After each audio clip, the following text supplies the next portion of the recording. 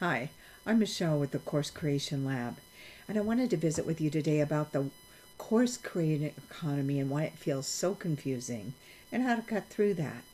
Today, I want to visit with you why almost every new course creator experiences confusion. Not because you're not ready, but because the industry doesn't teach the fundamentals and because there's too much confusion around what constitutes being an influencer or being a creator and the specifics of being a course creator. These are three very different ways to work in the digital creator economy, aren't they? But when you enter this digital creator space, you're greeted with hype, you're greeted with hooks and promises, but very little orientation to what this course creation business actually is. There's too much marketing, not enough quality, and a lot of flashy frameworks that don't map to real practice. No wonder people feel lost.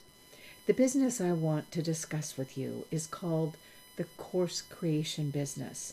Let's get specific. I'm going to call it the entrepreneurial course creation business. It has 8 essential functions. And if you understand these 8, what I'll call hats, these roles that you have, the tasks and the functions that you need to do, when you understand these 8 hats, the confusion disappears. Before you can build anything, understand the business model of course creation. Understand those 8 hats you'll wear. Do you know this one shift saves beginners months, even years of frustration? If you want a structured breakdown of the course creation business, I've included a free guide for you. The 8 hats, the jobs or functions every entrepreneurial course creator wears. Your personal development plan for what you need to know and know how to do. And the link here is below in the comment section. You know, this is a confusing business space, but you can do it if you learn the foundations and build your success brick by brick. And if you would like some more specifics, Lesson 1 of the Launch Your Digital Success Beginner's Guide to Course Creation and Influence walks you through that. The link to that course is also below.